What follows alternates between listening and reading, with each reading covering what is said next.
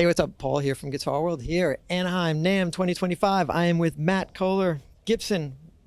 You know, everyone wants to be here right now, talking to you, hanging with you, and we're going to find out what's new. Only the geekiest. That's the best. It's awesome. Get in line, geeks. No, all right. No, yeah, this is. So tell me what's new. Yeah, you got a lot of very cool stuff. A lot of. I mean, we've been keeping up this incredible clip of lots of new, exciting products launching almost every week, and you know, this next year is going to be the same. You know, we're not going to change that plan. We want to drive excitement and give people the unexpected. But we're definitely teasing some stuff at the NAMM show, but only revealing a little bit of what's up our sleeve. But this is one that we just launched yesterday, actually. So this is part of the, let's just be clear, the Murphy Lab, right? Yes, so we this has a story that ties to the NAMM show 70 years ago. So in 1955, in order to show off our new at the time ABR1 bridge, which debuted on the Les Paul model in 1955, Les Paul Custom a year earlier, but Ted McCarty wanted to dress up 5 of these in 5 automotive colors, which is really rare for Gibson. You know, you don't see a lot of custom colors, especially in the 50s. We weren't even really aware of this in our history and our archive until Joe Bonamassa bought one in this dark brown color that you see here. And we looked it up because it didn't have a serial number, and we found in 1955 that we sent 5 of these guitars to the NAMM show, and it, fortunately for us, it listed their color, which corresponded to an automotive color from the same year. So we're able to find the original paint codes. Were we able to find the original guitars as well, or well, not? The only one that we have located so far is Joe's, that we know for sure. Okay. And then we also, this is the platinum color, and it's kind of a long story, but somebody wrote into our customer service saying that they used to own a Battleship Gray Les Paul from 1955 that didn't have a serial number, but they refinished it.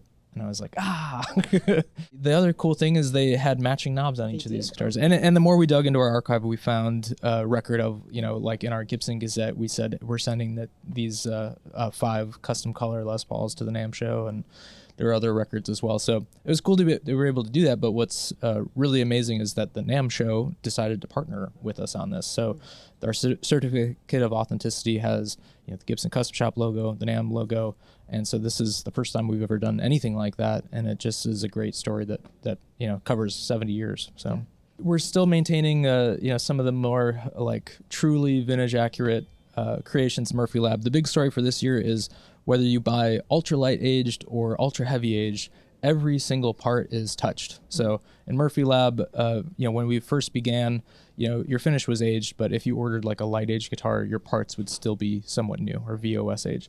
Now we are aging everything. So, and that's no increased price. It's just an added value that we're starting this year. So in this one, you can almost see like the greening on the knobs and things like that we've never done before. And I mean, it's just that much more of a vintage ownership experience to a customer to know that they can look over every single little detail on the guitar and it's been touched, you know, by the Murphy Lab. And I think we talked about this a little bit before, but like this is all new too. So all the contours on everything are now scanned from vintage examples. We were able to kind of come close for years. And I know like there's the trope of like, oh, it's even more vintage accurate every year. But truly, this 3D scanning technology has allowed us to get that much more accurate. So the contours, the pickup covers, the torpedo shape of the bridge, that arch of the stop bar tailpiece. Those are things that had a definitive shape in 1959 that wore down over time because of the casting and tooling. So we're now able to get that consistently so that you're transported back to 1959. We're able to break that lacquer line on the edge. It makes the guitar that much more comfortable because you don't have any sharp edges, and we don't have to worry about having that lacquer all the way to the edge of the fingerboard. We can break it and roll it and make it nice and soft so it feels like a broken-in baseball mitt. Custom shop, you know, as opposed to other crafteries, we sort everything for weight. So every you know, 59 Les Paul that we make, there is spec'd for lightweight body. No chambering, folks. No chambering. No. We're also chemically recreating the compounds. So like the knobs are actual acetate butyrate, like so it's, you know, they blacklight just like the vintage knobs. And then these were Catalin, which is like an early plastic.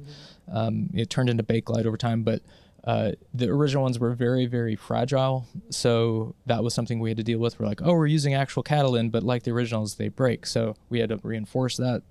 So it's funny how, you know, tiny these details are and how deep we get with it. But, it's all in the spirit of really honing in on what makes the originals worth $500,000.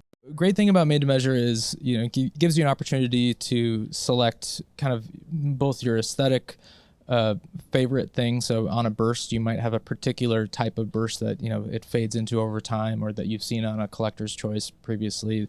So we can recreate that color, or any modern color for that matter. We can put blue burst on a 59. There are no rules for made to measure.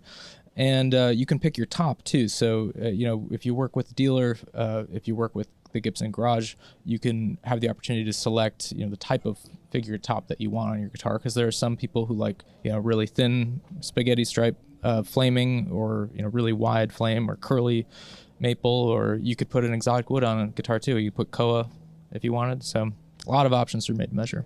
For SGs, what's new is we have this new custom color collection, custom color series for SGs. This is one of my favorites. TV yellow on an SG just looks so cool. We only did this color before in custom shop, so now to be able to do it at Gibson USA, they just look awesome. There's such great instruments and such great values. I mean, you can get into an SG standard, it has the Batwing pickup for still, mid $1,000. And to me, like, made in America, nitrocellulose lacquer, amazing value. Here's another cool one. This is Firebird Platypus. So that's a funny name for a very serious instrument.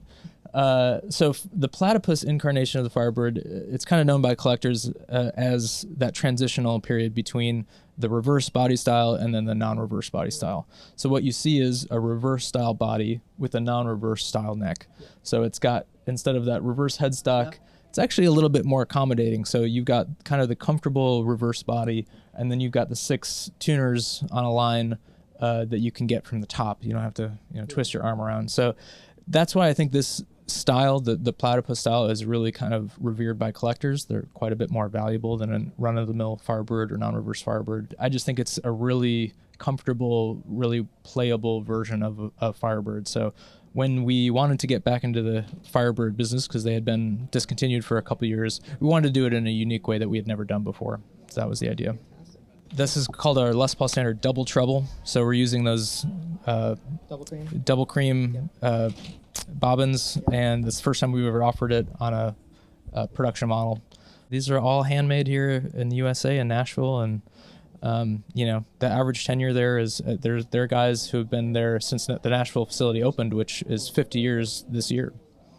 Moving along, this is like a little tease. Warren Haynes, Les Paul Standard. He's been touring with this, but this kind of represents all of his favorite features on a Les Paul.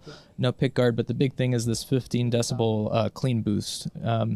And it's just great. I mean, it's such a great live tool, like just to go on stage. And then he wanted to utilize the same color as his famous 335. So we used that 60s cherry on the top, which just looks awesome on maple.